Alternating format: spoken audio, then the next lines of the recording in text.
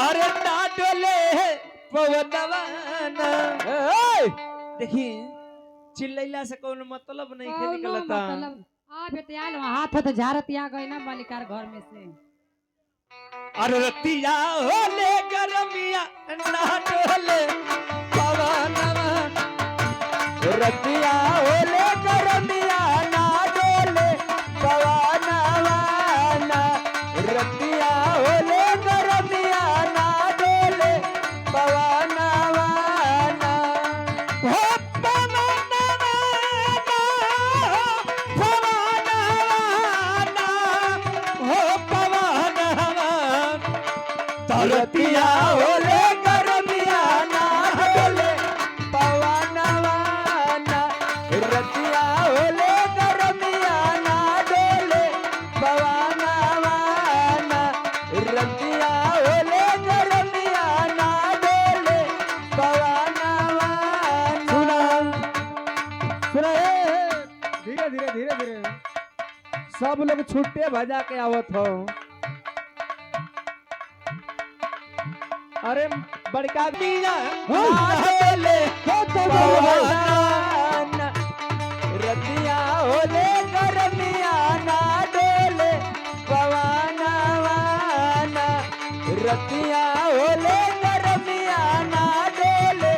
पवनवा ना सुनी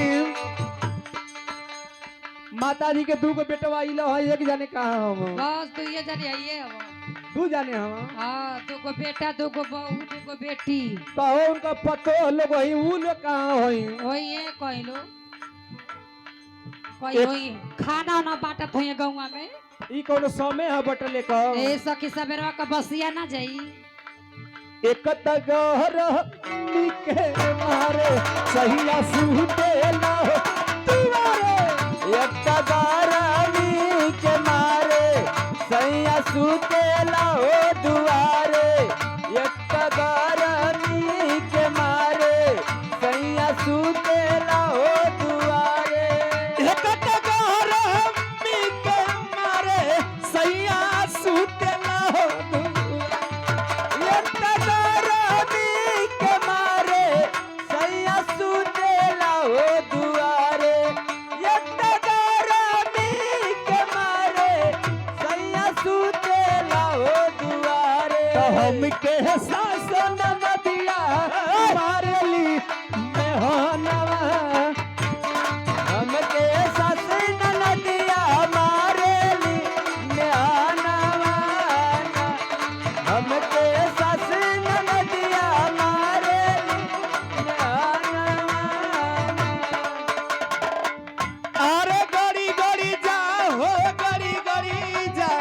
घड़ी गड़ी जा हो गड़ी गड़ी जा हथवा में कलमिया गड़ी गड़ी जा हथवा में कलमिया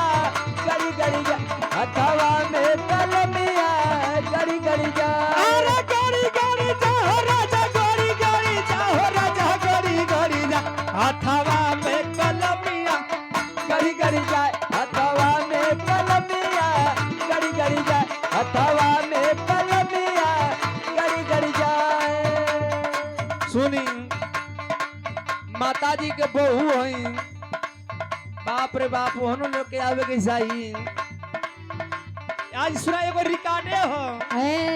एगो याद रिकॉर्डे हो कि उनको आत्मा के शांति खातिर बहुत ज्यादा जला पूरे परिवार लोग आवे ना लड़की आई है ना बहू लोग आई है। हाँ। जंगला में है ना छत्ते में देख लिया लेकिन ये नहीं।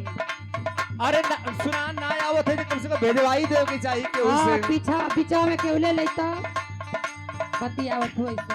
अरे तरदा के बारे डकटरिया में गई करदाई के मारे कटरिया में गई करदाई के मारे कटरिया में गई हाथ कटरिया में गई हो राजा डक कटरिया में गई कटरिया में गई कटरिया में गई कटरिया में गई अरे तरदा के मारे डकटरिया में गई डकटर से नजरिया लड़ी लड़ी डकटर से नजरिया लड़ी